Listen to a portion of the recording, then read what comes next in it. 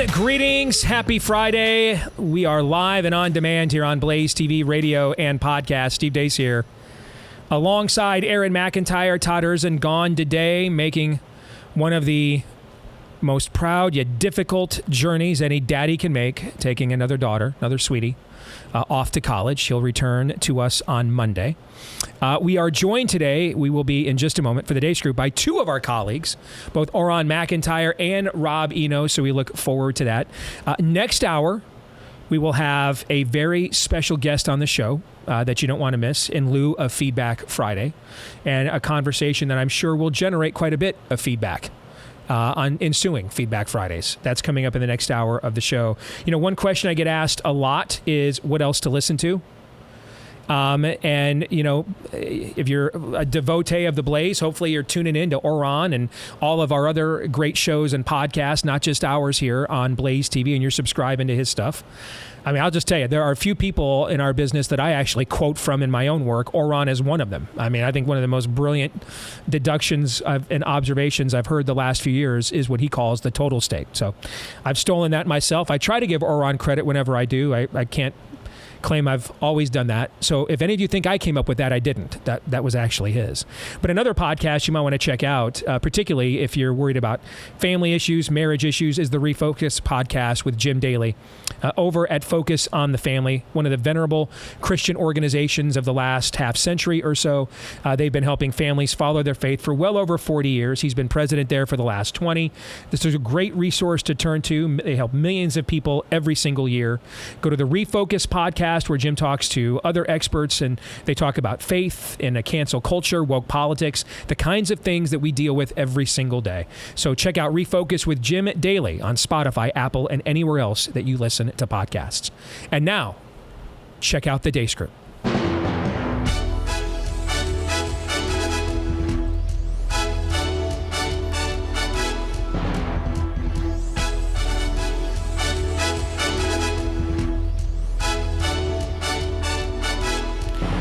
Your weekly look at the week that was begins, as it always does, with issue 1, Bleep, Lord Nefarious Says.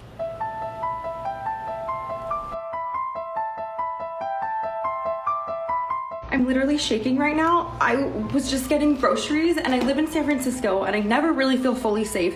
If you live in San Francisco, I'm sure you know what I'm talking about. And I just got groceries. I'm walking out of the store and this guy is walking past me and says, "Move, you stupid bitch," and he spits in my face, spits all over my face. And then I say, "Excuse me, did you just spit in my face?" And he says, "Move or I'll rape you." There's also people everywhere and everyone's just walking by because they're like, I can't handle something else in San Francisco. It's always something else.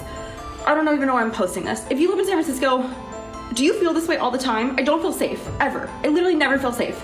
It's better when it's daylight. But nighttime, no, not leaving my house. To be perfectly honest, after 3 years of reflection, I was hoping for a little more remorse, regret, acknowledgement of some responsibility, and less preaching. Gender is like the inside filling of a donut. You can't tell what's on the inside just by looking at the outside. Let's take this jelly-filled donut, for example. Usually donuts that look like this are filled with raspberry jam, but it could be strawberry or rhubarb. We just don't know. The same logic applies to babies. You can't know a baby's gender until they're old enough to tell you themselves. Sure, you can make an educated guess, but why risk being wrong? One day, our children's children will read American history. And can you imagine our reading that James Madison or Thomas Jefferson tried to overthrow the government so they can stay in power? That's what we're looking at. We're looking at American history. This is a sofa clamp. Sometimes they call these forceps. Ooh, and then fun. this is a curette, the loop-shaped one. Okay. Can there be a tactile part of this? That just looks really cool. I'm sorry. Do you want me to let you touch the abortion tool? Can I touch the abortion tool? Oh my gosh. Sure. So this is very sharp. If you put your finger, this is what latches onto the fetus's limbs. And see, it locks. I'm not going to do it because it would hurt you. No, you can do it a little. No, I'm not going to do it. What was that? Was that like a fetish conference with abortion No, it was one of those demonstrations. It was actually a pro-life group that came in just but to she's demonstrate. Trolling them. But the woman, she's just trolling the them. woman with the tattoos and everything is trolling the sincere pro-lifers demonically. Yeah, that's what I mean. Yep. Like she turned it into like a fetish conference. Yeah. Well, I probably just answered that, but let's ask this question anyway. Gentlemen, what was the most vile and wretched thing that you just witnessed and why? Auron, I will begin with you. I mean, the last one's obviously the easy one there. It's rather horrific to see her join that, but I would say Al Sharpton not understanding what the Founding Fathers were doing was a pretty amazing moment on live television. Can you imagine Thomas Jefferson revolting government? against the government? Goodness gracious. You could, like, if we wrote this, dude, if I went to like Regnery or Post Hill or some conservative publisher and said, I've got a book idea for you, and here's our villain, okay, and he says stuff like that, they'd reject the manuscript, Auron. They'd say, no, that's not true, it's not real, that's too one-dimensional of a villain, and yet, brother, here we are. Indeed. Rob, you. Yeah, the one... Obviously, that abortion one was absolutely insane and just crazy. But I think the other one that was just sad was that poor woman that went grocery shopping and got spit on, and everybody just walked by. It's amazing when you've got friends, like I do, that are on the liberal side that say, "Oh no, California's not that bad. It's all blown out of proportion by right-wing nut jobs." What's happening in cities like San Francisco? It's not. It's depressing to see somebody talk like that, but then you think she probably votes for it. So I'm glad you said that, because I wanted to ask that question of our panel. Do we have sympathy for those in these cities that voted for this and are now receiving, as the scriptures would call it, the due penalty for their decisions? Do we have sympathy, or are we like, we are sympathetic for you while also realizing that you are proving the laws of sowing and reaping, or are we just like zero sympathy whatsoever? Verdict from the panel. I have no sympathy. And which, if you've known Aaron for 5 minutes, probably does not surprise you in the least. But go ahead, yes. Maybe I should, at an Imago Dei level, I should have more, but maybe not enjoyment. I think that's when we get into unhealthy reactions. Right. That's a good point, yeah. Not enjoyment like, ha-ha, of this. You got what was coming to you. Yeah. But no reaction, because this is just, as you said, the iron law of the universe, sowing and reaping. So I have no reaction. So we can completely confuse the audience. Let's go from Aaron to Auron. Auron, any sympathy at all? Where are you on this question? I actually do, because I'm not a big fan of the franchise. Liberals shouldn't be allowed to rule themselves. They're incapable of self-government. Media Matters. Hold on. Time out. Media Matters. AURON. I just want the headline. They're going to say Deace Show says liberals shouldn't get to vote. I just want to make sure that is attributed to the right individual. Go ahead. Finish your point. Send your hate mail to the right Blaze inbox. Yes.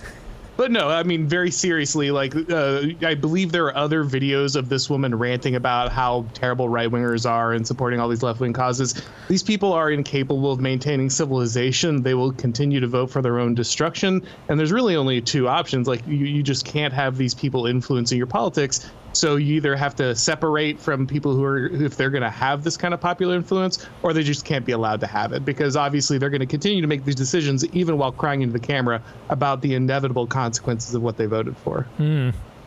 Rob, that was well said. Rob?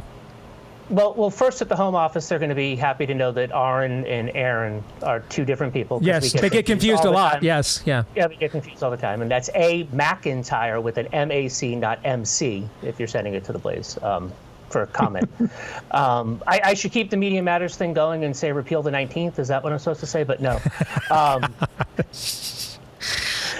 Only landowners are voting. That's the new Blaze slogan. Only landowners vote. Go ahead, Rob. Go ahead. But no, I do feel, you have to feel sympathy. I mean, people are human beings, but at some point they have to learn that this is what they're voting for. When she voted for the radical nut job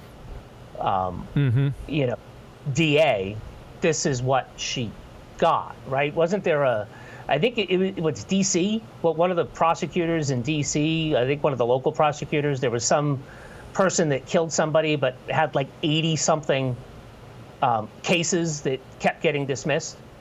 That person should not have been on the streets. Look, I'm a big criminal justice reform. I think we put people in jail for way too many things. I'm a very libertarian person. I think to see a heck of a lot of the laws that we use to put people away gone. But, there are some people that should be incarcerated. And I think we've gone the other way. And then for places like, I still go back to the 70s and 80s. I mean, when we were kids, Steve, there were insane asylums, for lack of a better word. There were mental hospitals that were government mental hospitals. That there are some people that do need to be taken care of by the state, and they're the extremely mentally handicapped. And most of the homeless crisis and interactions like this stem from that. And it's something that maybe we need to take a new look at. And it was, Republicans that wanted to save the money and Democrats that didn't want to treat people badly, quote unquote. Let's get to the exit question. On a scale of 1 to 10, with 1 being how many Secret Service agents Joe Biden remembered being with yesterday, and 10 being how many Secret Service agents Lindsey Graham would like to be with right now.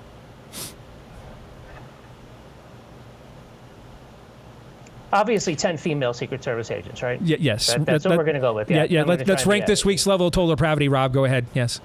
I'd say, I'm going to just always say a 5, because it can always be worse. I love the libertarian who says it could always get worse.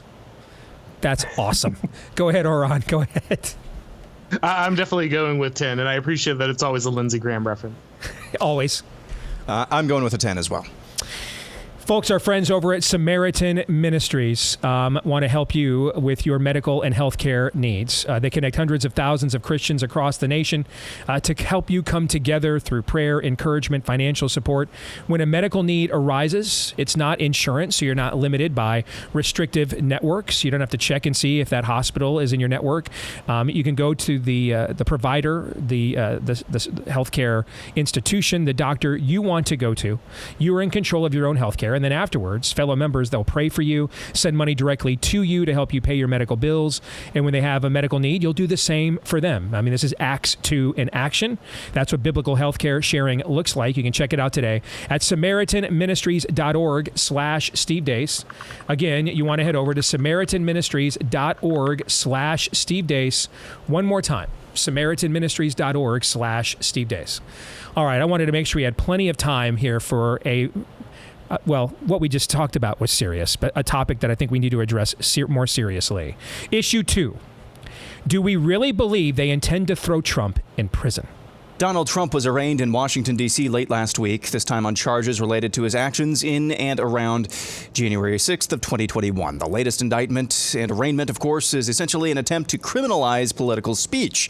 But Trump attorney Alina Habba didn't do many favors to dispel the allegation that Trump's inner circle did believe and told then President Trump that he'd lost the election. Well, I think that everybody was made aware that he lost the election, but that doesn't mean that that was the only advice he was given. As anybody understands what happens in the Oval Office, there are a numerous amount of advisors and politicians and lawyers, not just 1 or 2, that are giving you advice and telling you what they believe is true. So he may not agree with Mike Pence. He may not agree with one of his lawyers, but that doesn't mean that there weren't other people advising him exactly the opposite. All right. So I want to open this conversation up, gentlemen, with my own, I was going to use the word transition, evolution of thought, I guess, on this. So I think it started off for me. Is this about getting him the nomination because they think they can beat him? Because you saw his poll numbers and funding and everything take off. And then it got to me, well, maybe that's some of it, but I really think that it's pretty clear here now that they're going to throw him in jail. And I've been saying to the audience on this show for a year that, because I've been following what's going on with January 6th, that he's doomed there. I mean, he's going to be, guilty of being Donald Trump on a sunny day in Washington, D.C. And then I saw the trial schedule that Jack Smith proposed yesterday, which I believe the judge will grant, because the judge that Trump is up against there is a complete activist, and she has on several occasions instituted harsher penalties against January 6thers than even Merrick Garland's DOJ were asking for. And so if you look at, he wants to put Trump on trial right after the first of the year. Estimates the trial would last 4 to 6 weeks. Probably takes you up to about the 1st of March. That's traditionally Super Tuesday. And now I am of the belief now, and our old colleague here at the Blaze, Chris Pandolfo, who left us a few months ago to go work at Fox News, he was texting me yesterday about this and asking me, so what do you think their plan is? And I just texted him back, revolution is the plan. I just think revolution is the plan. I believe they intend to throw him in prison by hook or by crook. And I think that's even more important than some form of geopolitical, let's get the guy that with the allegedly our polls show as the highest negative. I don't think there's that level of nuance here. I think this is just a Marxist rage machine. And I think you're just watching a Bolshevik revolution, and we're at the stage of the late stage republic now where we're just going to jail our opponents. And if first of all, I want to know, do you guys agree or disagree with me on this? And if you disagree, you can take the conversation where you want it to go. If you agree, then I think we need to discuss how that does play out politically, because I think a lot of our people are still looking at polls and reacting to the system and process as if this is all just going to go on the way that they are accustomed to, and I no longer believe that.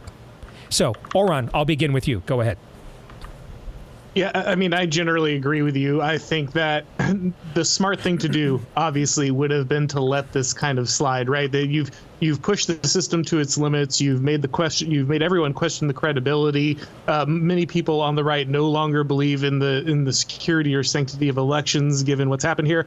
The smart thing to do would just kind of be to lay low, to not stress the system any further. But it doesn't seem like they're capable of stopping themselves, and I think they will go ahead and continue that momentum, even if the original idea was simply to wound Trump and make it hard for him to get elected by a wider percentage of the population. I think at this point, they fed too much into their own machine. They're going to go after him. So in other words, the momentum is going, baby, right? I mean, we are going to have the October Revolution. Maybe at first we were just going to, it started off just nailing some thoughts to a wall in old McDonald's farm. But sooner or later, now the animals are that momentum. You believe, Auron, is just they're not going to stop themselves, as you said. That momentum is now ingrained. Yeah, not to nitpick language here, but I think what matters here is actually that this is not the revolution. This is the counter-revolution. The Uniparty was in charge. The Uniparty had control. It was supposed to be Mitt Romney's and Jeb Bush's from here on out. Yep. Trump and the populist wedge that blew open GOP containment is a huge problem for the regime. You can tell from the way they now scream and squeal at any amount of MAGA, any amount of people who oppose the war machine, oppose the biomedical security state. There's a serious problem with the containment portion of the right that was supposed to be in place here. It's been broken wide, and whatever you think about what Trump did when he's in office and all those things, he was the initial wrecking ball, and he has a lot of personal momentum, a lot of personal support because of his role in that. So getting rid of Trump is not the revolution. It's the counter-revolution. It's there to control the insurgents from those on the right who realized that something was wrong and something needed to change. That's a good quibble. And I stand corrected. That's a very good distinction and important. All right, so Rob, this is where you come in. We still haven't, even though working at the Blaze, we still have not cured Rob of any of his libertarian streaks yet. We're working on it, however. And Rob will come in with his liberal friends and tell us all we're crazy and nuts, that that's not really the plan. Is that what you're going to tell us, Rob? Because I don't think you are you? It's obviously 100% the plan. They're going to put Trump in jail, but I just don't think that anybody's going to rise up over it. I just think that I don't either. But go ahead. I don't either. Go ahead.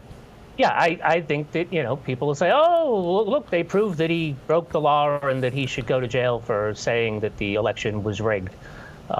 Whether or not it was, but because he said it, and some people did some things on January 6th, where for the first time since the dawn of the Republic, the public wasn't allowed to witness the events of January 6th because of COVID, right? I think everybody forgets about that normally you would have been allowed into the gallery or onto the grounds of the Capitol on the day that, the Electoral College votes are certified, but because of, quote unquote, the COVID emergency, you weren't allowed into the Capitol to redress your government for grievances, right? So, I mean, there was also that, which I think is a big part of why January 6th happened.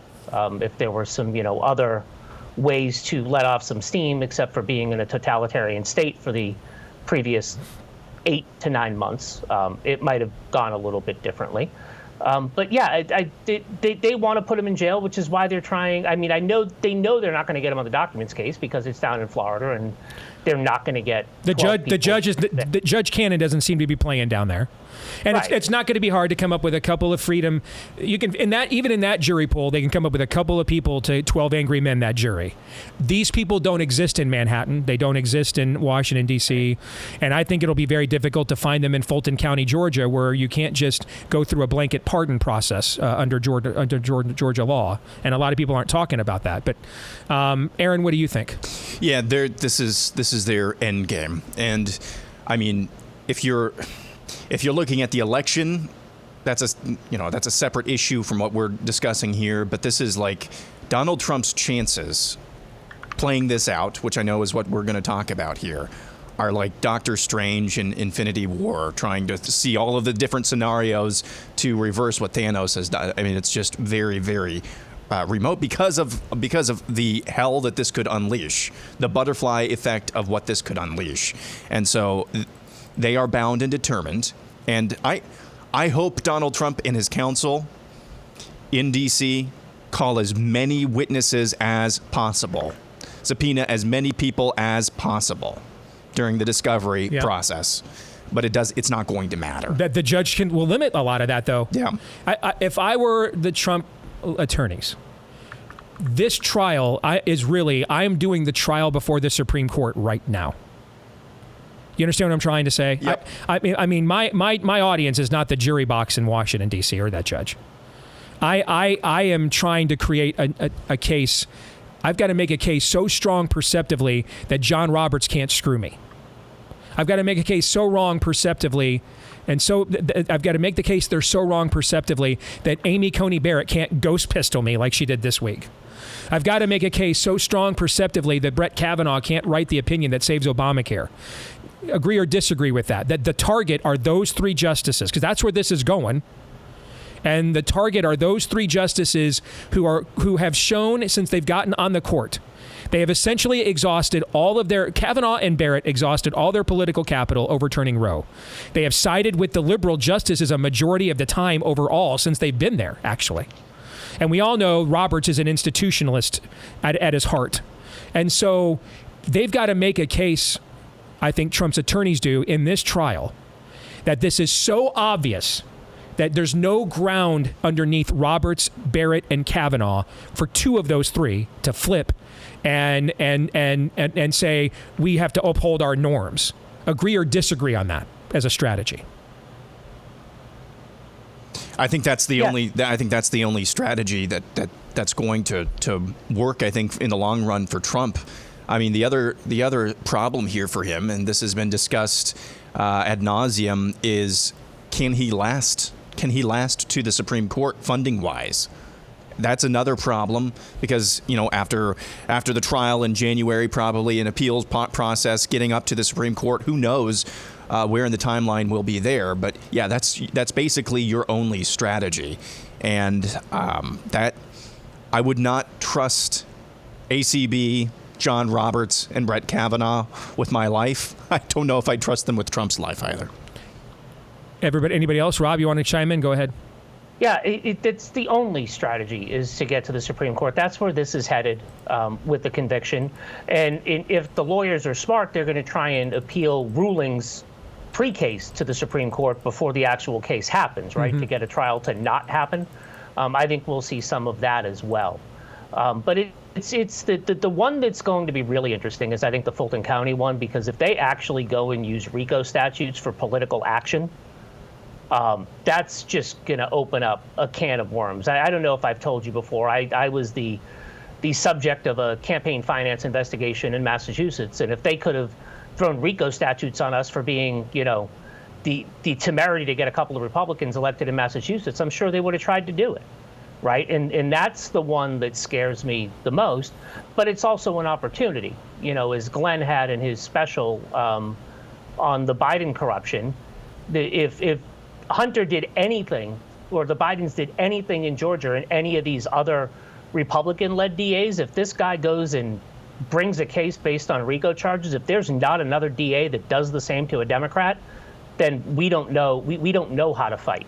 If they're going to open up the book, it's just time to go give them their own taste of their own medication. And I don't think that they think that could happen, because I think that Republicans overall are going to do we have to upkeep our norms. I agree. That's really what the impeachment of your AG down there in Texas is about, Rob. It's not really about him calling out your drunkard speaker or any questionable associations he may have. It's really about that Ken Paxton, whatever. I don't know him. I've never met Ken Paxton. I don't know if he's a good human being or not. I'm just looking at for this from 10,000 feet politically.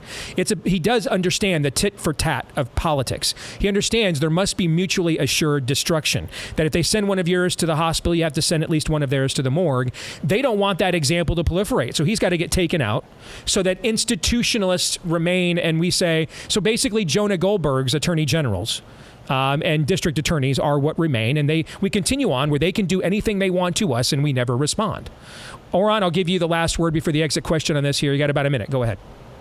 No, I agree with everybody else and you. I think this is the only strategy. I mean, the key here is that the system has to be on trial at every point, right? Whether he wins or loses this, what we're moving towards is a formalization of understanding what's really going on. That at least at the federal level, America is a one-party state. It has been for a while. The justice system is entirely politicized, both in the courts and through its application through the Department of Justice. And the more that we can make that explicit and clear, the more people can understand where we're at. That's not a bright future right away, but it is something that allows people to understand what they're grappling with, rather than pretending that there's actual pushback here. Exit question. Do you believe there is a critical mass of persecution that could be done to Donald Trump that would finally get normies who have shown they're not really fond of him the last few years to finally wake up and say, this has to stop now? Rob? No. Just simply no. I don't think that. I think that people want the whole, the people in the Republican Party that don't like Donald Trump just want the whole thing to go away. And if it involves putting him in jail, then it involves putting him in jail. I don't think that there's anything. Because if there was anything, the entire COVID tyrannical state wouldn't have happened, right? I mean, we've shown that we will just roll over as a people. So that's the thing. This is the thing. I just don't understand why people that don't like Donald Trump will suddenly care more about him than they did their own kids. They let them terrorize their children during COVID and did nothing. And then afterwards, they didn't ask them. They didn't go back and get justice after the fact. They just wanted to move on. For goodness sakes, if you want to move on from them terrorizing your children, you probably just want to move on from Donald Trump. Auron, what do you think? I think the answer is probably no, though I would say that there are the normies, or in this case, I guess if we're talking about the Republican base, is much more aware of what's going on than I think most of their leadership and even many in their pundit class. So, but if you're talking about the normies in the sense of just people who didn't like Trump still and are going to continue, no, I don't think it's going to change. Aaron? No, just to channel Todd, since he's not here, status quo is the status quo until it's not anymore. And the status quo for normies is staying asleep. If we are all right about this to some degree, then I just think we have to, and we don't have time to get into this right now, and we will have to reassess how we are dealing with politics and elections and things of that in this election, frankly. I mean, if we are at that point now that they don't have to risk any blowback and they can do whatever they want to him, and he is the leading candidate perceptively, and they just take him off the board if they want, then what is plan B? We just let, the RNC run, Asa Hutchinson, Mike Pence. I mean, this has been my struggle through this, is connecting dots and saying things. Well, then don't we understand what that will mean moving forward if those things are true? But that will be a conversation, it appears we all agree, we will be having in another day in the not too distant future, unfortunately. One of the reasons that we are having conversations like this is because the most important cultural institution in any culture and in God's economy has failed this culture and is failing it in real time. We will get into that conversation here when we come back.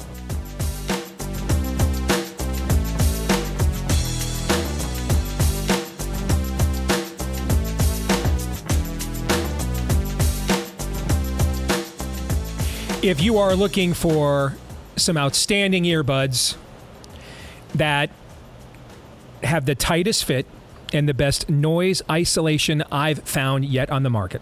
Look no further than our friends over at Raycon right now. They come with a 30-day happiness guarantee, so you really can't lose. If it turns out this is another thing I'm wrong about, they'll give you your money back in 30 days.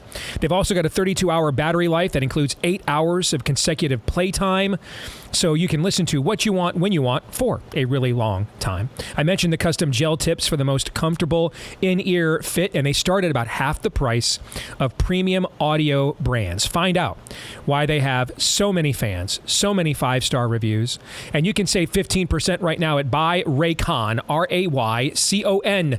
R-A-Y-C-O-N, buyraycon.com/Steve. Create your own soundtrack at buyraycon.com/Steve. Get headphones, earbuds, anything you want in the store. 15% off. Buyraycon.com/Steve. Gentlemen, we have some breaking news just since we went to break, and it goes right to what we were just talking about, and I think we should address it. Just 5 minutes ago, Attorney General Merrick Garland announced that he is appointing a special counsel to oversee the Hunter Biden case moving forward. My immediate reaction and response to this was the last perceptive loose end to tie up for normie approval of arresting and convicting Donald Trump. And so we've got a special counsel. We've already got him to plead guilty to something. We'll get him for more things. That's why I also don't think whatever Biden's approval numbers are going don't matter. They're not going to put Trump on 5 trials and then just sit here next October and they're going to be like, let's hope Biden doesn't fall again. I mean, the pieces are in place. The wheels are in motion here, Gandalf. And I think that this was the last loose end to tie up for normie approval to do whatever they want now. Do what thou wilt. That shall be the whole of the law where Donald Trump is concerned. And so I think that that's my initial read. Agree, disagree, have your own, and then we'll move on. Go ahead. No, absolutely. I think this has been very likely for a while. Like you said, this is the most glaring and obvious corruption, one-sidedness of this whole thing. And so, Biden himself ultimately doesn't matter to the machine. He's just a placeholder. He's a geriatric placeholder, doesn't know where he's at. And they're not even going to probably feed him to it. They're just going to feed his openly corrupt son to it to make sure that it seems balanced when they go in after Trump. So yeah, I think that's a good read. Rob. And the other thing about this is, they did a special counsel, so it'll take 1.5 years before anything happens, which will be after the election, right? So if they want to keep Biden, they'll keep Biden around. So it delays what should have already been done. So if somebody at a state level tries to do something, but the feds are looking at it, so you really shouldn't do anything until they take a look at it. But I've been of the thought that they're actually trying to find a way to get rid of Biden before the next election because they know that he is an albatross and that he probably won't even know where he is. And it'll be harder to hide that by the next election.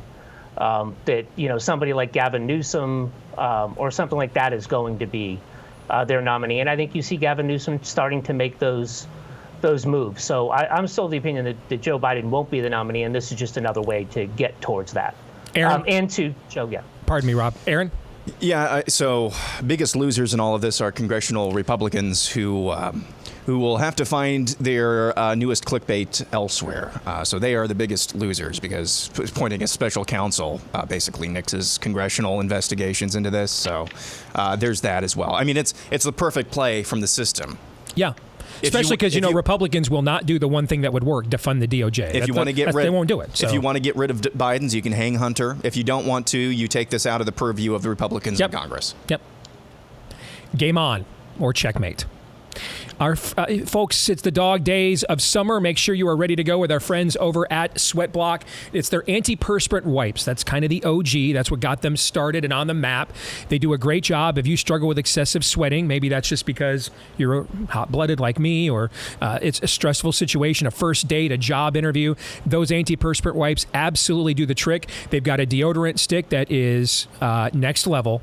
My personal favorite, the deodorant lotions for some of the more sensitive sensitive regions, they can get swampy this time of year. Those are fantastic as well. A lot of products they have are fantastic, and they all work to stop your excessive sweating and sweating through your shirts, your shorts, and everything else. Go to sweatblock.com right now. Use the promo code DACE to get 20% off. Sweatblock.com right now. Promo code DACE for 20% off. That's sweatblock.com. Promo code DACE for 20% off. All right, let's get to issue 3. What in the literal hell is this? This clip from a sermon of popular pastor and author Matt Chandler resurfaced this week, and it's a doozy. One of the firms that's helping us find men said, let me ask you a question, Pastor Matt. If we find an Anglo 8 and an African American 7, which one do you want? I said, I want the African American 7.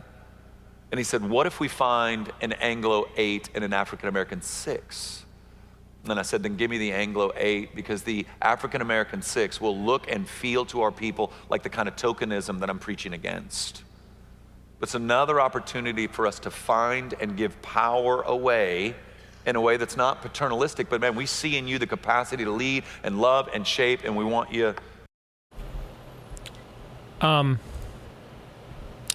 People ask me, guys, why do so many Americans today turn to politicians instead of the church?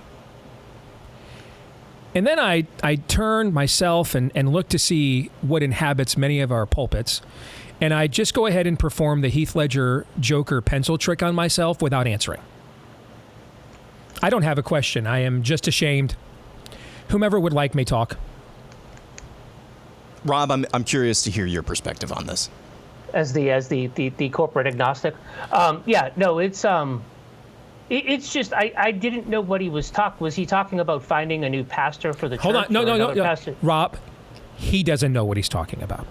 Okay, because I thought maybe it was women, so he was trying to find somebody. What he's talking about is I'm a white guy up here wearing a $300 polo shirt, and I'm white guilt and showing sympathy, using phrases like returning power. Okay. That none of that's biblical. None of it is. It's another gospel. Okay. It's not the one that he was called to preach. I mean, I'm the one that grew up a Catholic, so I just get confused with churches that don't have like big statues behind them and things like that. So it's in rock bands and stuff like that. So it's just, that was just, I didn't know what he was talking about, which I guess is the reaction you were trying to get, because that made absolutely no sense whatsoever. I thought maybe it was Plenty of Fish or some sort of new dating app and trying to figure out which way people were going to swipe or something. So, yeah, I am utterly confused. Here's the thing, though, Auron, people could say, well, that's just one. I could do this with a clip from one of these guys every day. Every day. We could have this exact same conversation of what comes out of our pulpits, this kind of garbage every single day. There's an account on Twitter X, whatever the X it's called now. All right, Woke Preacher Clips that does this, just accrues these clips and distributes them on a daily basis. It's a freaking cancer.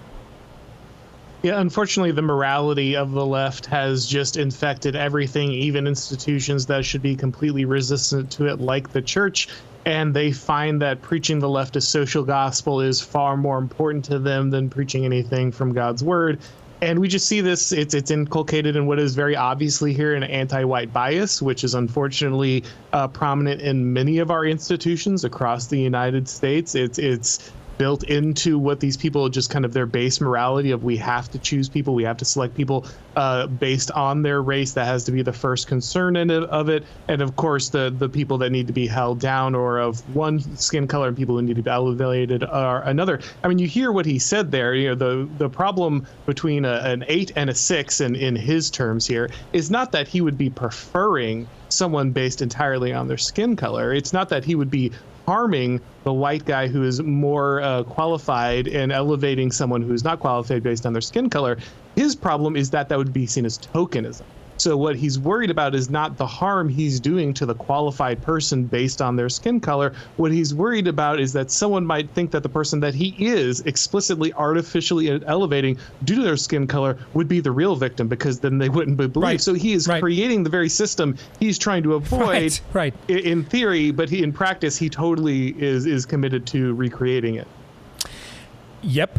That. I don't know what to say after that, Aaron, but you may give it your best shot. Go ahead. Yeah, there was this pastor went somewhat viral after the Supreme Court ruling on affirmative action, preached a sermon the following Sunday, warping the story of Zacchaeus and Jesus and saying this is an example of affirmative action in the Bible. And I laughed at that. Ha ha ha ha ha. What an idiot. This is no different. This is no different whatsoever. It's a direct contradiction of James 2, for one.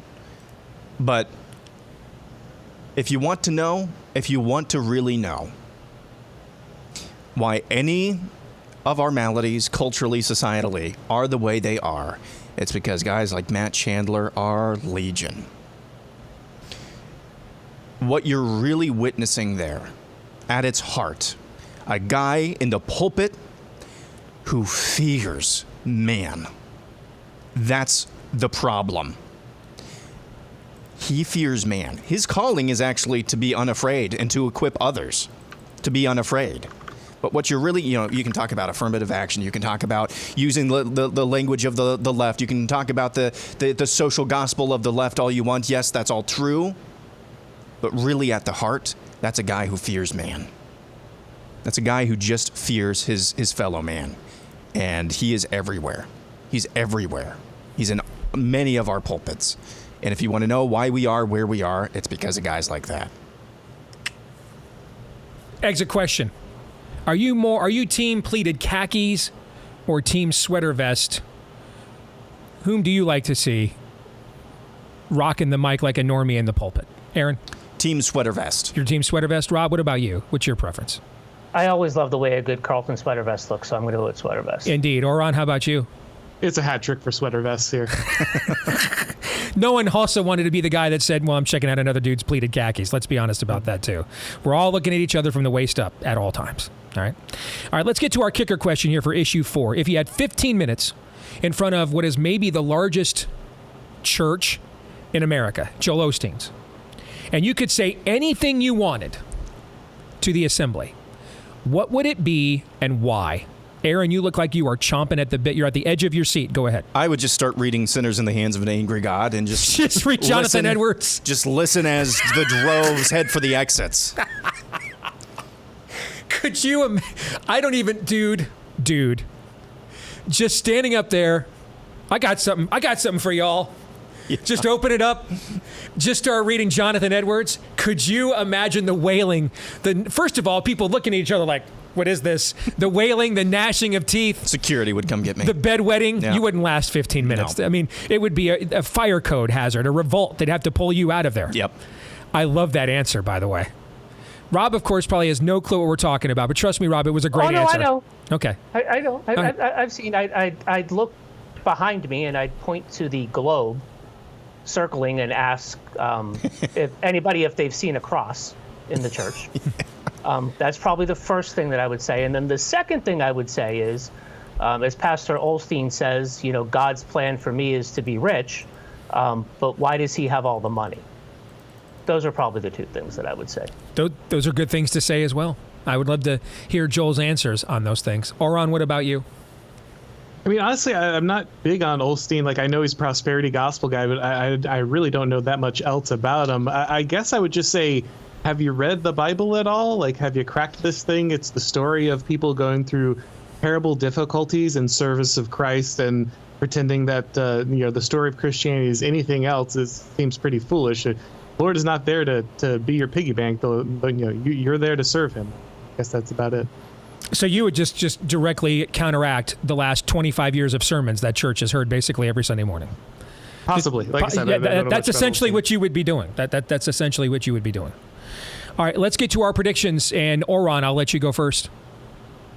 I'm going to go with predicting that Oliver Anthony is going to be a huge star. I don't know if you guys have seen this guy. Yeah. He's blowing up on Twitter right now. Yep. Did an amazing song. I'm a big bluegrass fan. So as soon as I heard it, I thought it was really great. Touched a lot about kind of where people are right now. I know a lot of people are going to try to make this into like the political anthem of the year, but I've been listening to his other stuff here that he just kind of had like home recordings on iTunes and stuff, and it's all great. So I just hope the best for him. He seems like an amazing talent. That's a good call. Rob, what about you? The Colorado University Buffaloes football team will end up in the AP Top 25 under wow. Wow, from what were they, 2-10 last year to the top 25? Yeah, they were the worst team. Yeah, the worst team in the league. I just think, but there's nobody coming back, right? I mean, they've had a 70 players coming and going in the transfer portal since Deion took over. Yeah, and Deion doesn't lose anything he touches. He doesn't lose, and I just think, I mean, I don't think they win the Pac-12. I don't think they go to any meaningful bowl, but I think that they end up, in the 20s, in the top 25, because he just does not fail. And I've been watching the, all their social media stuff, and they are hungry. They are hungry. And they brought in players. So Rob says they coming. They coming, Aaron. All right, go ahead, Aaron. Donald Trump will not show up to the debate. Instead, he will do a live Twitter space with Tucker Carlson during the debate. That would frankly be a brilliant idea. Because it will generate two different crowds. I mean, that'll be a monster crowd on Twitter. And in fact, if they're not thinking that, they might be thinking it after you just said that out loud. That's a great idea. Probably shouldn't have said that out loud. I'm going to predict I'm going to college football as well, man. I'm just so down about watching this banana republic unfold. I gotta find a happy place. For the first time ever, 3 teams in the same conference will make the college football playoff. Ohio State, Michigan, and Penn State. Now, starting next year, this is going to happen all the time because we're going to triple the field. It'll grow by 300%. But this year, 3 of the 4 teams, and remember last year I picked that 2 of the 4 teams, Ohio State and Michigan, would both win it, and I was right, or make it, and I was both right. This year, I think all 3 of those are going to make it. Georgia will be the 4th, and it will be an it'll be all SEC Big Ten, but 3 teams from the Big Ten will make the college football playoff. It's conceivable. For sure. Gentlemen, it was a pleasure. Thank you guys very much. You were more than capable fill-ins for Mr. Erzin. It's always good to see both of you. We greatly appreciate your work. And Auron, again, pip the podcast. How can people find it here on The Blaze? Real quick. Absolutely. Of course, it's on BlazeTV, the Auron MacIntyre Show. You can get it on iTunes, Spotify, everywhere you find podcasts. Really smart dude. Definitely check his stuff out. I guess you can follow what Rob's doing as well. I'm just going to say sign up for the Blaze newsletter so I can email you Auron stories. Yes. So that's basically. Can I get in the Blaze? Can I get in the Blaze newsletter more than I am in the Media Matters newsletter right now? Can I? Is that possible? Huh? Yeah, we can try that. All right. We can do that. Okay. Thank you guys. Good to see you. Appreciate you. All right. Coming back with hour 2 in lieu of Feedback Friday, we will have a special guest, and you don't want to miss that conversation. That's coming up here next.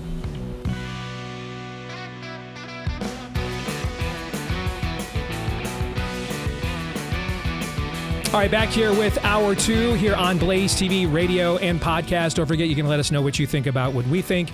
Email the show, steve@stevedeace.com, DEACE. Like us on Facebook, MeWe, and Gab. You can follow me at Steve Deace Show on Twitter, Instagram, and TikTok, and Getter. And then if you are really bored and are looking for something to do, you can look. You got to look hard. All right, I am the only man in America simultaneously being censored by Mark Zuckerberg and Donald Trump.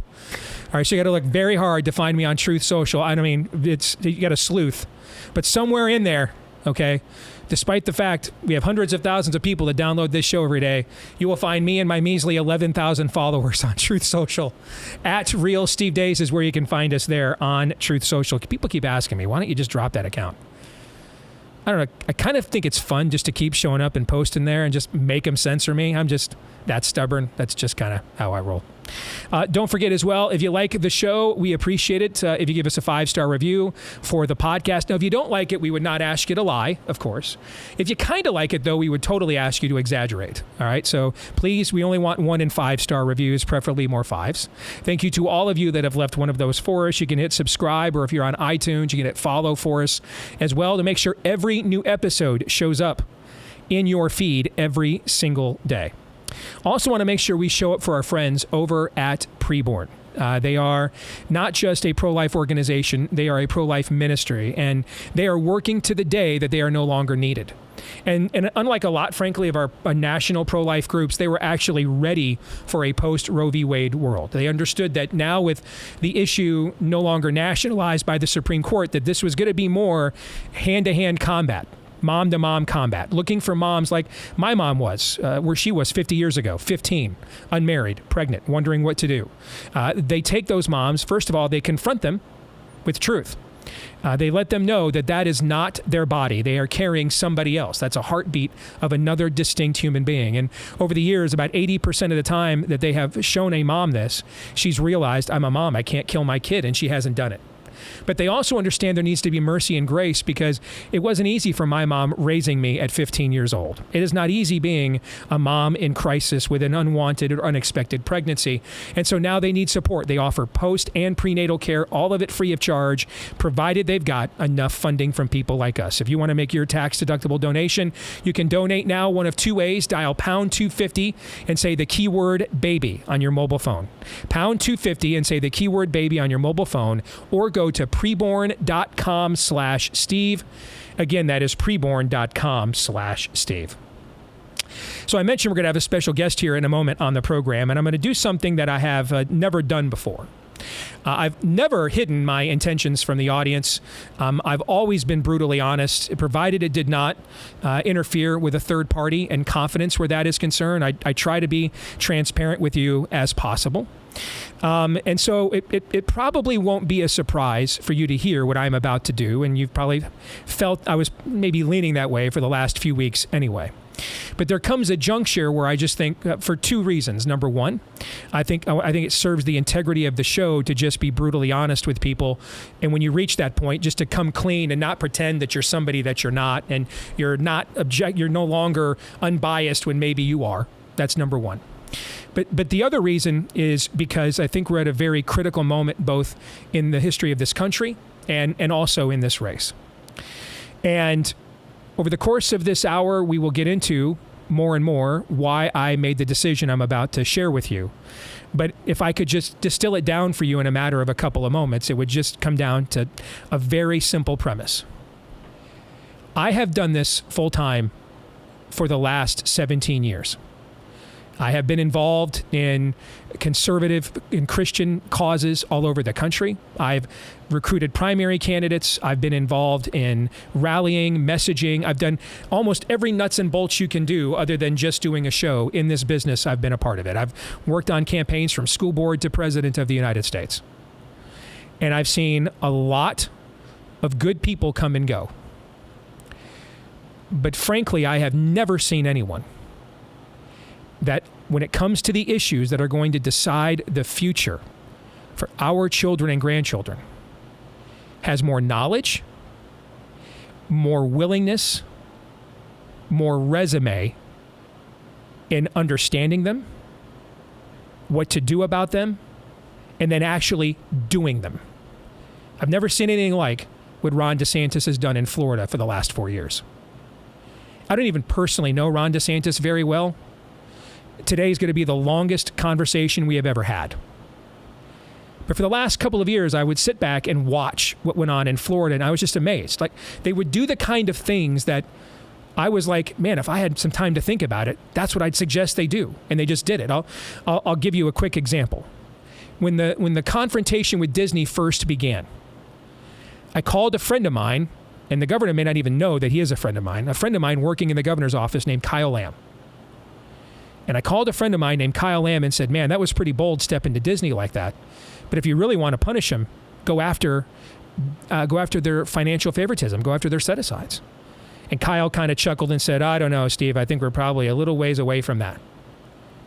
Aaron, we came in here 48 hours later, and that's exactly what the governor of Florida did. Blew our minds. Do you remember this? I do. Absolutely blew our freaking minds. And ultimately, we can message MAGA. We can market MAGA. At some point, we have to do the MAGA, guys. We have to do the thing. And I've been leaning this way for the last few weeks. I will tell you what the absolute final straw for me was. Wednesday morning this week, I got up, and there were two trending things in my feed. And the contrast just could not be starker. One of those trending things was Donald Trump mocking Chris Christie, which frankly I'm usually in favor of. But in this case, he's mocking a guy that, when Chris Christie came to our state of Iowa in 2016, we buried him. He was a dead political entity, as he deserved. Total rhino. Dead. We put him out to pasture. Donald Trump resurrected him, gave him a platform, took his advice. took his suggestion to hire his boy Christopher Wray as head of the FBI that they're now weaponizing against anybody that's a non-communist. And here he is mocking Chris Christie, who is only a viable political entity because he resurrected him and took his advice to make one of the worst of many poor hires Donald Trump made as president. And over here, I saw a guy get up that same morning. He was making headlines too, but here's what he did. Somebody in his state didn't do their damn job. And not just any job. Prosecuting hardened criminals. People that are a danger to other people. And we didn't have a 3-day tweet storm, and we didn't have 17 press conferences and threats in all caps. Justice, law, and order. We didn't do any of that. Just got up and said, as Donald Trump famously coined once, you're fired. And the difference there, the stark difference there, the messaging and marketing of MAGA. But now we're going to actually do the MAGA. I come from a biblical worldview. In that biblical worldview, there is a high precedence placed on doing what you believe. Faith without works is dead. Why do you call me Lord if you do not do what I say?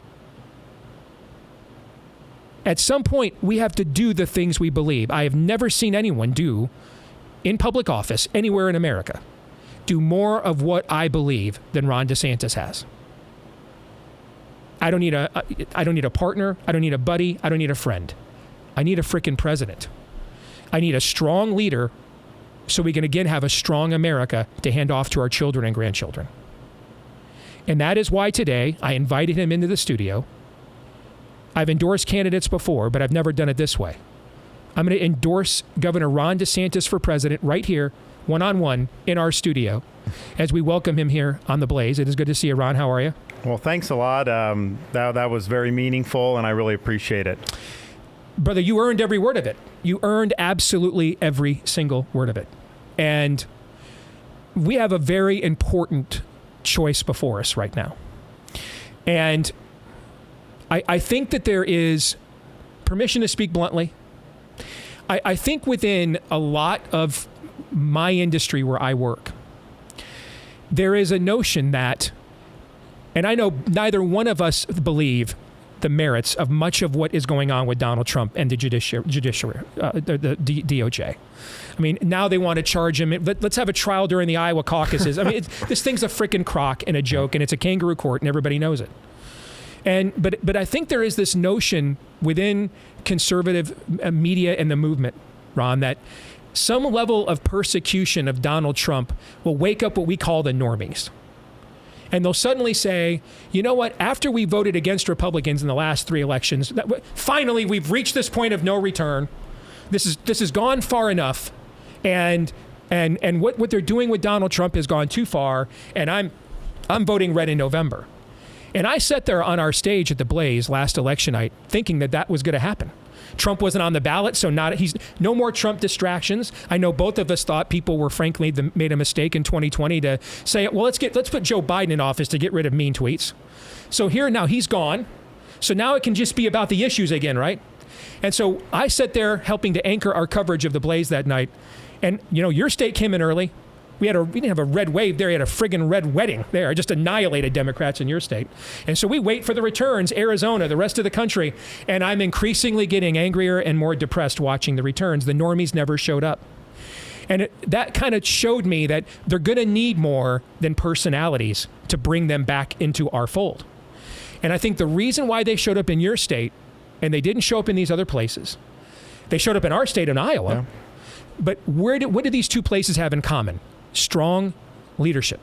That's what they have in common. When people saw strong leadership, even if it was very right-wing by a lot of today's standards, the normies showed up and voted for you guys. And so to me, it seems that we need a way of reaching these people aside from the personality conflicts that exhaust everybody. We need leadership on issues that change people's lives and protects and secures our children's futures. And I've seen evidence. It's out there. I mean, you can't defeat it. The evidence of what happened in your state happened nowhere else. And I want to see what happened in your state happen everywhere else. And that's why I'm endorsing you for president. Well, I remember, so election night, so we knew, we were going to win. We knew it was going to be very good. Incidentally, I mean, there were actually some polls that said it was like tied. I know. There's such garbage stuff. Yeah. But we knew, but we wanted to kind of downplay expectations. So we weren't saying anything publicly, but we knew it was going to be between 18 and 22 points.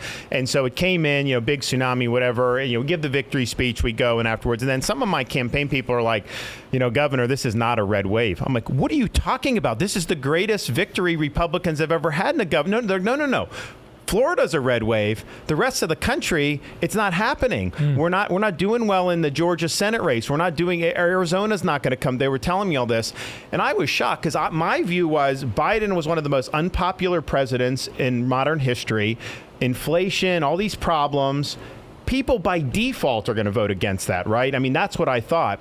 And then the reality is, I think, what you said, some of these voters didn't show. There's some voters that even with that, there were reasons why they wouldn't pull the trigger for us in some of these races where they would in Florida. And so what we did in Florida, we won 97% of the Republican vote, which if you think about it, that's important too, because we've got populist conservatives in Florida, business conservatives. We've even got Rockefeller Republicans, not a lot of them, but to get 97%, we unified that, which is huge.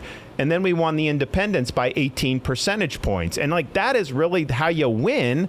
And it's not, and I think what I proved, and it's one of the reasons why a lot of the DC establishment doesn't like me, I proved you can do that in a big way by being strong and governing in bold colors, not pale pastels. Because they would always tell us, you got to be weak, you got to kind of be, contort yourself in a pretzel to follow the polls, that you can't be bold and actually win these voters. We showed that you can do that. And part of it is these people saw that I was willing to fight for them. I mean, during COVID, when we were fighting for them, I was getting hammered and we stood our ground. Kids are going to be in school. That's just the reality. Your governor did the same thing. Not popular at the time. People have a right to work. I'm not going to let Miami-Dade shut you down. You have a right to be open as a business. And so we leaned in. I think part of it is we were able to deliver results because I understood the different pressure points. I understood my powers.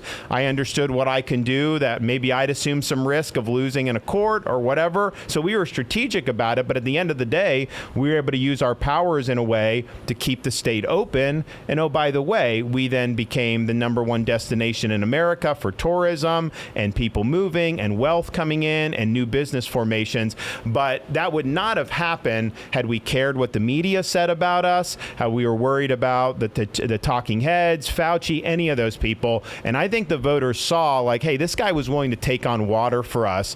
And when you show people you're willing to fight for them, they will come out for you. I want to talk about strong leadership. And I want to give you a timeline, if you don't mind. So in 2000, George W. Bush, this is 21st century America. Nope. 2000, George W. Bush becomes the first president since the 19th century to claim the presidency without the popular vote. 2002, him and Republicans obtained total control in Washington for the first time as a party since Eisenhower. 2004, he is the last Republican presidential candidate to win the popular vote. 2006, he gets annihilated in the midterms. Nancy Pelosi becomes speaker. 2008, Barack Obama wins in a rout. Now there are 60 filibuster-proof Democratic Senate. Now we're getting into the beginning of your career. 2010, we have the rise of the Tea Party. Republicans retake the House. 2012, somehow Barack Obama turns around, wins re-election. 2014, Democrats suffer one of the worst Senate losses in a midterm in modern two-party history, a nine-seat swing. 2016, Donald Trump wins the presidency in 4 states by a combined fewer than 78,000 votes, again without winning the popular vote. 2018, Republicans lose 40 House seats. 2000, and you win the governorship in Florida. 2020, we see whatever the hell that election was, and I have a lot of my own questions about it, frankly. All right, but Republicans recapture or actually gain House seats while Trump is losing. And then in 2022, Republicans win the House. That is an incredible amount of topsy-turviness. That is a lot of vacillation by the American people in a short amount of time, a lot of extremes. And what it says to me, Governor, is people are looking for leadership more than anything else. And if you look at those results, it says to me people don't like Democrats and don't trust Republicans. I don't trust Republicans will do the stuff they tell me on the campaign trail that I like. I am frankly scared as hell Democrats will do the stuff on the campaign trail that they tell me I don't like. I need leaders. I need to find leadership. And I think there's been a lot of talk on the right my whole career about what will win and expand the base and reach independence and reach this and reach that and grow a big tent. And I think in the end, we go back to what JFK said. Defeat is an orphan. Victory is 1,000 fathers. Lead. Right. Be a strong leader and people will respond. Your thoughts? Well, I agree with that, and clearly we showed that in Florida. And people now talk about Florida as like we're Alabama or something in terms of how no one was saying that even 3 or 4 years ago. But we have brought people we have had people move into the state. It's interesting. When I was growing up in Florida, like I never saw a California license plate ever. Like, why would you leave like Coronado or San Diego? I mean, it's like a great place, right? Mm-hmm. Well, that's changed. And so we start seeing California license plates show up in Florida, and my voters got freaked out about that because they're like, who the heck are these people? How are they going to vote? Well, it turned out a lot of them were disaffected Republicans, same with Illinois, New York. So the migration helped us. But what people don't talk about as much is the number of people in like Miami-Dade who shifted from D to R, and not just voting for me, actually becoming Republicans. And which issues did you sell the conservative base out to make that happen? Zero. And in fact, weird. We one of the things that helped me with Latino voters was being tough on immigration. So I came in and I said, we got to ban sanctuary cities in Florida. And people said, no, you can't do that. In other words, they left those countries to get away from the very element we're now importing into our country. So they knew it was coming. They didn't want it back. Yes. And so we were always told, you don't do that because Florida Republican Party relies on Hispanic votes. And we have. And I'm like, I don't buy that. And first of all, you got to do what's right. So we did it. The media was so sure that I was like stepping in it. And then every poll they would do, the number one demographic approving what we did were Florida Hispanic. When we did the transport to Martha's Vineyard, they tried to hit me on that because some of them were Venezuelans. I was down in Doral, where most of the Venezuelans live in Florida, like the next week. These guys come up to me, they're like, oh, we're Venezuelan. And they start giving me high fives. They're like, thank you for doing that. Because they think Maduro is sending some of the bad people. So all that is just like it. So we did that. And then of course, strong on crime, strong on education, all these things. So we've moved all those people there. And that's really, I think, something that can be done nationally now. To have a big realignment, you, yes, have to provide leadership and provide that, but you also have to have the opportunity where the other side is failing. And Biden is viewed as a failed president. As much as I didn't like Obama and Bill Clinton, they were not viewed at this level of failure. You really got to go back to Carter to find a Democrat president who the public had lost confidence in. So that gives us an opportunity to take a lot of voters who have not voted for us before, but realize we need a change. And the question is, do you want a candidate that's gonna be able to track those, or do you want a candidate that's gonna repel them to go back to their corner when they are open to a message of strong leadership? More on leadership here. To me, I think the greatest test of leadership we've had as a country, at least since 9/11, but I would argue even more so. I mean, you were serving, so you know that people like me were told, while people like you went off to war, we were told, hey, just live your lives or the terrorists win. Right. So keep going to Costco, keep going to Walmart. Outside of, sporting events in school was canceled for about a week after 9/11. Life in America went right back to normal a week or two later like nothing ever happened. And so unless you were a family sacrificing like yours, you could just go on as if 9/11 never happened. It wasn't like other wars where the home front was like heavily mobilized and focused on supporting what was going on in war. And so I would argue not really since Pearl Harbor was the last time an event happened on our shores that threatened every last fabric and vestige of American life. Like, you may never be able to live your life the way you took for granted again because this event happened, and that event is COVID. Yep. And I think that's the greatest test of leadership that we have seen. And I will tell you, I had friends of mine that worked in the Trump White House. I'm sure you were even better connected in that world than I was. I pulled every string. I found people like Scott Atlas and put him on the Blaze, and he got noticed on Fox, got noticed by people like you, finally gets into the White House. And then, you talk to Scott after that experience, you read his book afterwards, and basically he could have been the lifeline that might have saved the Trump presidency.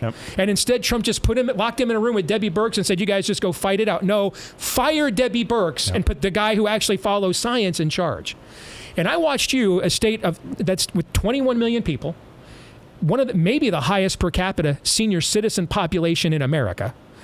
And so this isn't in Alabama. It's not a state that instinctively is like, we're not going to be scared on health issues, quite the opposite.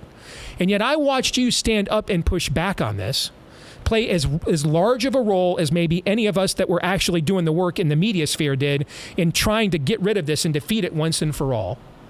And I watched it, frankly, drown the Trump presidency, much to all of our dismay. I think all of us wish he were president right now and not Joe Biden. 100%. But he did not respond to that moment, the greatest leadership challenge of his presidency. You did. Why? What's different? Why? And I've been wanting to ask you this question for the last 3 years, frankly. How did you know? I mean, I can tell you what my origin story is.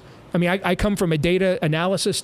I could just read the Imperial College survey and find out it was full of so many fallacies it couldn't possibly be accurate. But what about you? What was the first moment that you smelled a rat here? Well, first of all, I mean, I think my approach to it was, okay, you have all these health people. There's a White House task force sending down these things that everyone's supposed to implement. But I'm the one that got elected to be the governor of Florida. And so I can consult with these health people, but I can't just subcontract out everything. I mean, I've got to be willing to make decisions. And I went back to Eisenhower's farewell address. A lot of people remember that for the military-industrial complex. He actually talked warns about the expert science class, too. Because you started to have federal government funding scientific research.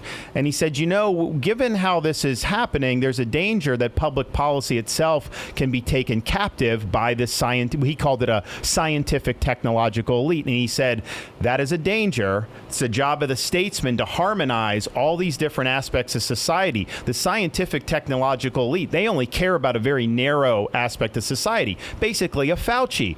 Fauci only cared about this one respiratory virus to the exclusion of the economy, to the exclusion of education, to the exclusion of your freedom, and to the exclusion of other health impacts. And so what I started seeing as we got into late March, early April, these models that we were given. So you're right, Florida, this was an existential threat to us. We have almost 4,000 long-term care facilities. Wow. We have massive condos on the coast, largely inhabited by senior citizens. Our whole economy, or much of our economy, depends on people being willing to travel to our state and do all that. So we're just thinking we've got to get this right. They hand all the governors these epidemiological models, and it was basically saying, in 2 weeks or 3 weeks, your hospital system, and all those groups, hospital system is going to be overwhelmed. I remember the University of Florida handed me one saying all this. And the thing is, they were predicting more COVID patients in your hospitals than any of us even had licensed beds. So you wouldn't even be able to treat all the COVID patients, and you'd literally have no beds to treat any other patient for any other ailment. So clearly, if that came to pass, that would be a big deal. So we wanted to take action to do that. But then what I would do, I would look at the data as it was actually coming in. Okay, they predicted that we would have 3,000 COVID patients, on April 1st.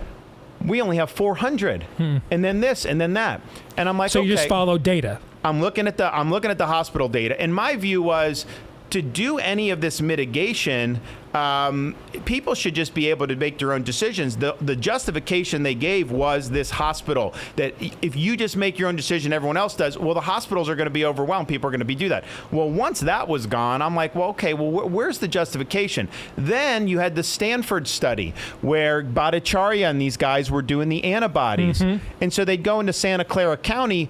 The health department said there were a certain number of, quote, cases, but there were way more people that had the antibodies. So what does that tell us? One, it told us that it had spread more than we thought. And two, it said it was less lethal than what they were saying. So you see that coming in, and I'm just like, okay, this is something you're not going to be able to outrun this. This is something that we're going to have to deal with. And you couldn't necessarily say it in those stark terms at the time because they were saying that you'd want to kill. But the reality was you had to keep society going. And I just looked at it and said, okay. Oh, and then another thing. People stopped going to the hospital for heart attacks and strokes. Now, did heart attacks and strokes just magically stop happening in late March of 2020? No. People were so scared about COVID and what the media and everyone was doing that they're suffering at home because they're being told not to leave your house. And so, and then people stopped going in for cancer checkups and all these things. The CDC was really pushing us to suspend elective procedures. I actually did that for a few weeks. And I'm like, and I told some of the people on my staff, I'm like, look, I think we are going to have enough hospital beds. They're like, well, we're going to run out of PPE if you do that. And I'm like, well, wait a minute. So we reinstituted that in like mid-April and said, forget it. And for the rest of COVID, even when we had waves, we never mess with the elective procedures. Like the hospitals can handle this themselves. So a lot of what was put out in mid-March, late March of 2020, those models were all bogus. You know, I told Trump at the time about the guy from Imperial College. I told him, I said, this is flawed because people were pointing it out on the internet. And he called Birx in. It's like, Debbie, you know, these models. And Debbie's like, oh, but Birx is like, well, you know, they're not always accurate, but. But he said, you know, you can't open the governors. If they try to open, we're going to try to close them. He attacked Brian Kemp on all that. But I told him personally that those were flawed models, and they really were. And I think the thing that bugs me about it today, no one's been held accountable for any of this stuff. It bugs me quite a bit, too. I mean, you don't have a situation where, I mean, Fauci, the epidemiologist, the whole public health, I mean, to take like, not that I even knew about public health people, but I mean, like, what a bankrupt organization or segment of society. I mean, these people are partisan political people that got almost everything wrong. So you've had no accountability, but you've had a lot of destruction in people's lives. And yes, in Iowa, not as much. In Florida, not as much because you had different policies. But kids got locked out of school for a year. There were people that were not able to see their loved ones in some of the most sensitive times in life. And that wasn't government. That was hospitals were doing that. They were keeping people out. So it was the costs were not things that people wanted to talk about. And as a leader, I just think you had to do that. Amen. And if you make mistakes, you admit it. You made some mistakes. I saw you apologize to people. We made mistakes. Shouldn't have done some things. Well, on the nursing homes, for example. So real quick, because we're up against a break. Well, we shut down the nursing homes because we didn't want all these seniors to die, and that's fine for a week or two or maybe 3. But as that drug on, these people didn't have connection. It hurt families, and so I said, I had people coming to me. I'm like, I have to have the human connection. But it was something that really got to me because you're keeping people apart, and so we said, you know what, you have a right to visit your loved one in a nursing home, and we made sure to reverse that and ensure that people had visitation rights in the nursing homes. More with Ron DeSantis in a moment.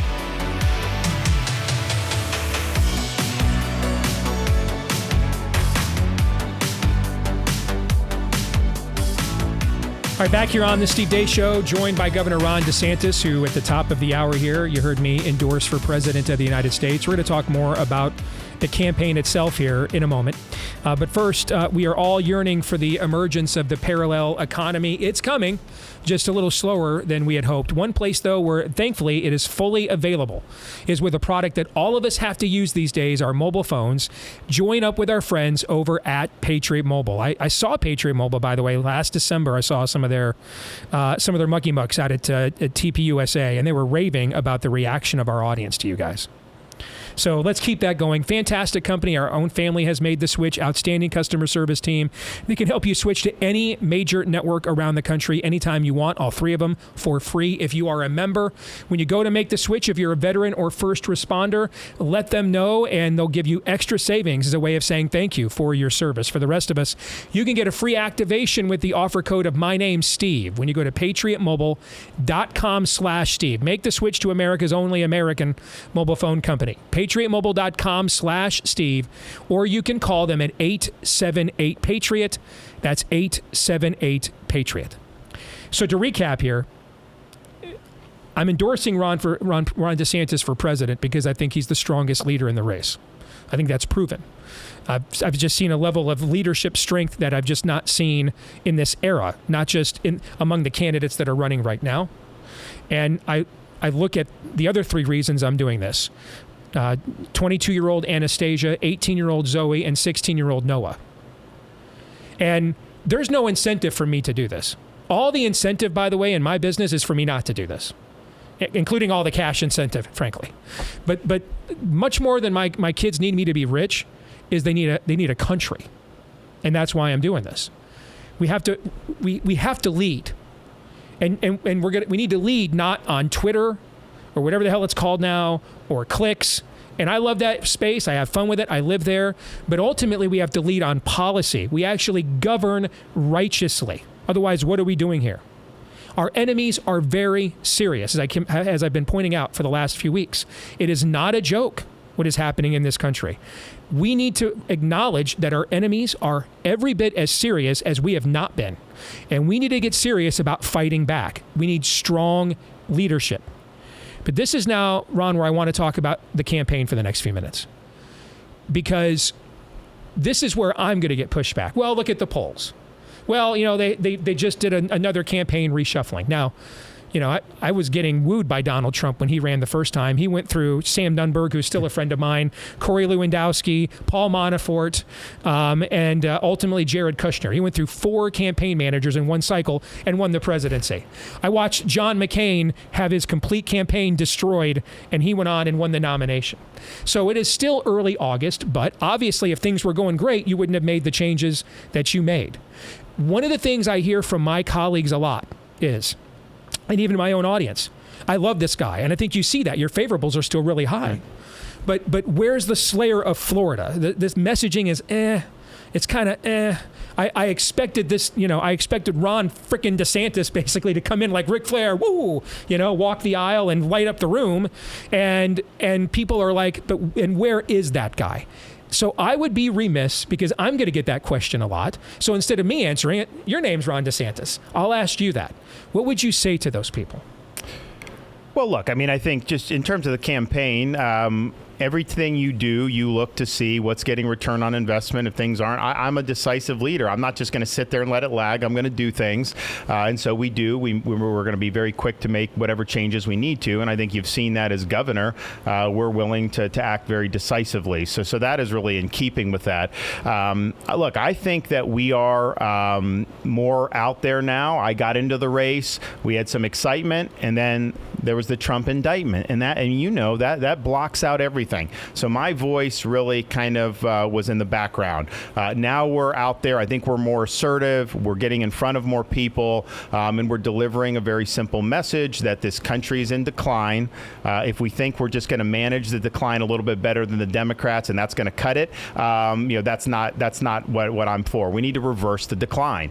We need to restore this country, and we need a new birth of freedom. And that involves, on the economy, being willing to do things like take all of Biden's regulations, chuck them out, declaring economic independence from the Chinese Communist Party. It means the border, yes. Building a wall, stopping the invasion. We're putting the Border Patrol and the military there, authorized to use deadly force against the Mexican drug cartels. These guys are breaking into the country with fentanyl, killing tens of thousands of people a year. If they try to do that when we're president, they're going to end up stone cold dead at the border. And guess what? You're going to see changes in behavior of that. I'm the only candidate that will bring a reckoning for the COVID-19 policies, NIH, CDC, FDA. I was quoted as saying that I was going to, burn them to the ground. I was not that kind in what I was saying. We are going to be very, very forward on that.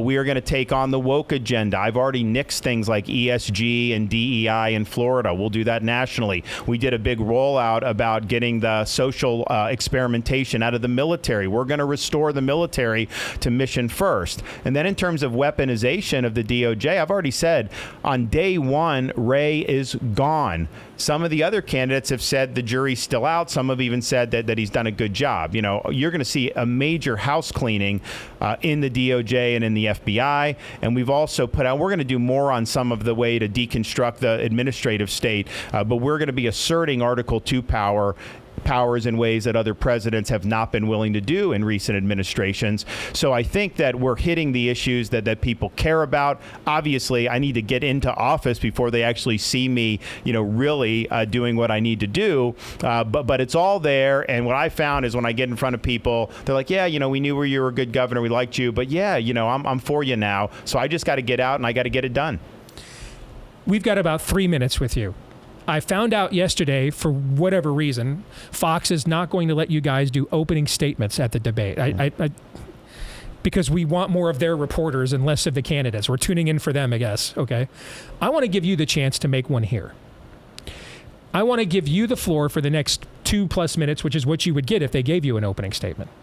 And what is the ultimate vision pitch that you would give the American people for where we are at right now in this moment of history, what's at stake, and why that means they need to support you for president of the United States?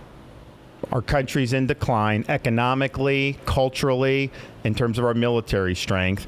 We have to reverse the decline. Now, I'm a guy who was a blue-collar kid growing up. I didn't get anything handed to me. I worked minimum wage jobs to get through school, worked my tail off because I believed in America. If you make the most of your God-given ability, you can succeed. We're losing that American dream for millions and millions of people in this country. We need to restore it. I'm somebody that volunteered to serve in uniform when I didn't have to because I believed in the greatness of this country and American strength, and yet we see our country weak and feckless.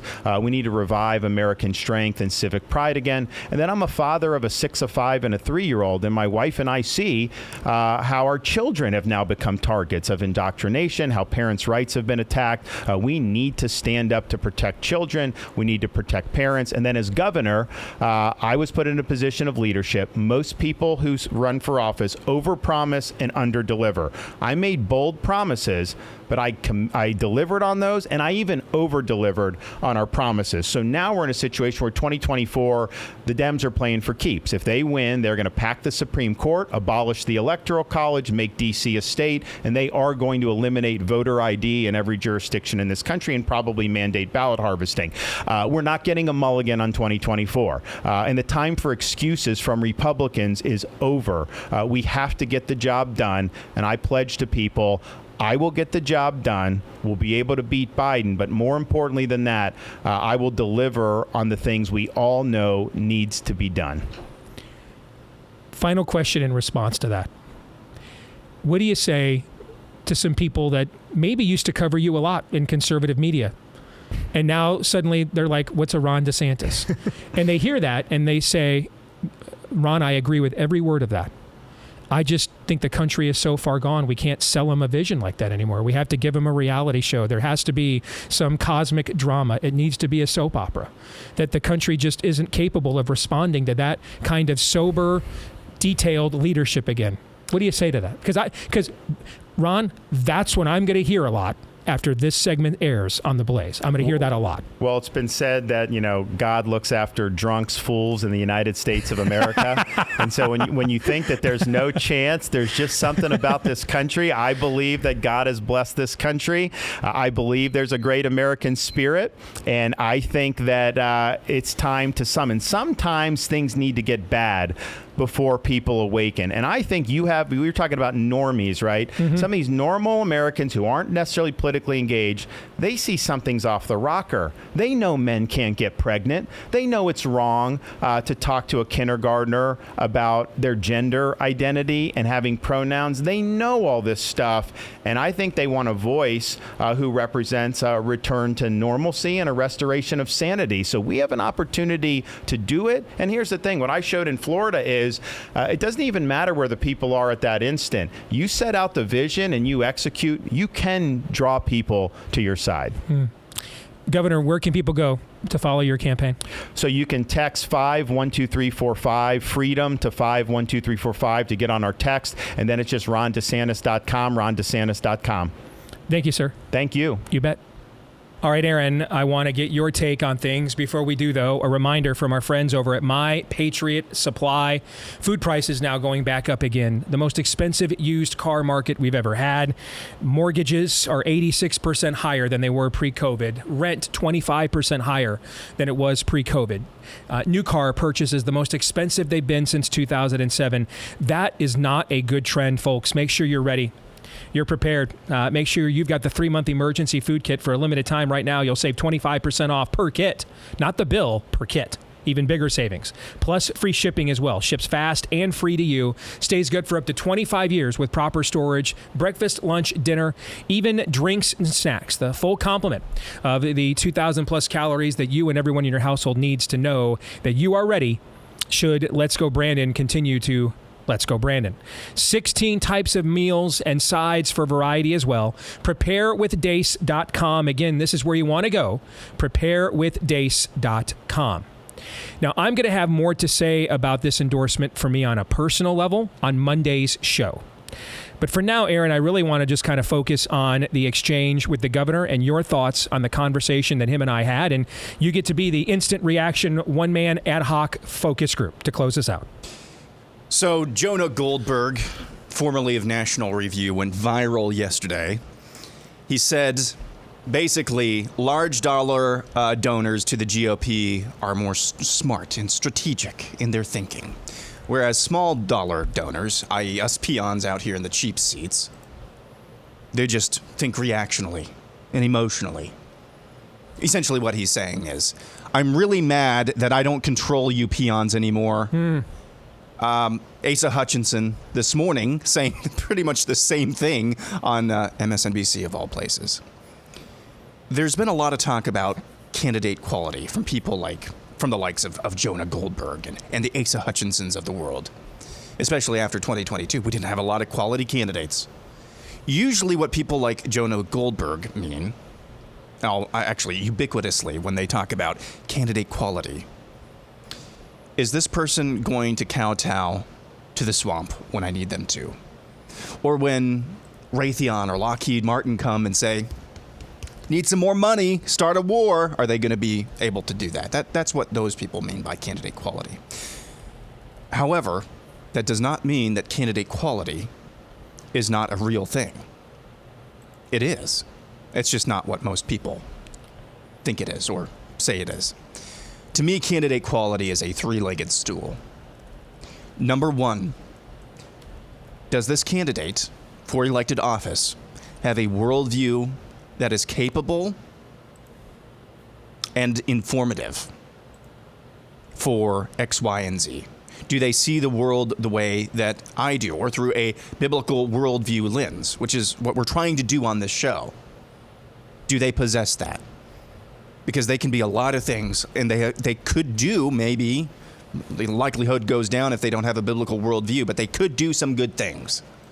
But if they don't have that biblical worldview, when March 16th or 20th, whatever it was, 2020 comes around, do they have the wherewithal, the eyes to see and ears to hear, to lead and to do what's right? So worldview, number one, that trumps all. It's clear to me that Ron DeSantis, and it's not just on some level, explicitly possesses a worldview that is in line with what we have been trying to do on this show ever since you started, Steve, ever since I've gotten here, trying to make a biblical worldview mainstream. To me, it's clear that he possesses that. The second leg on the three-legged stool. Does he possess knowledge of the issues and the ability to articulate them that the average person can understand? That is exceedingly clear in Ron DeSantis' case.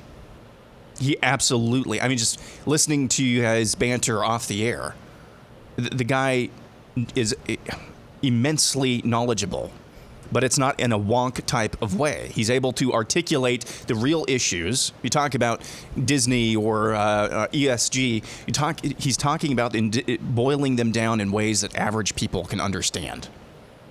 So that is immensely clear that he has knowledge of the issues and is able to articulate them. And then number three on my three-legged stool is record. And I don't really need to say much more than that. He has a record in Florida that is impeccable. The only knocks on his record are what he has admitted to. And it's essentially the biggest mistake that he ever made was listening to the Trump White House during COVID, at the beginning of COVID. But unlike Trump, and unlike the vast majority of governors in this country, the vast majority of leaders in this country, when it was clear, immensely clear, that things were headed the wrong direction, he was able to go to data and lead on good data. So those are that's the three-legged stool of candidate quality. I think he possesses each one of those three legs. The problem is, unfortunately, I think there's a three-legged stool that most voters see.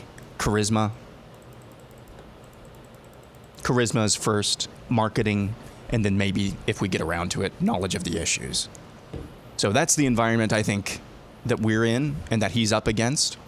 But it's encouraging to hear, and I'll end with this. He's stated on multiple times, we're just going to do what's right and let the chips fall where they may. What more could you ask for? And for that, all the reasons you articulated is why I did what I did today. Even though there's no incentive for me to do this on any professional level, just on a moral one. And professionally, I've always put that incentive and that calling ahead of the financial one. John 3:17.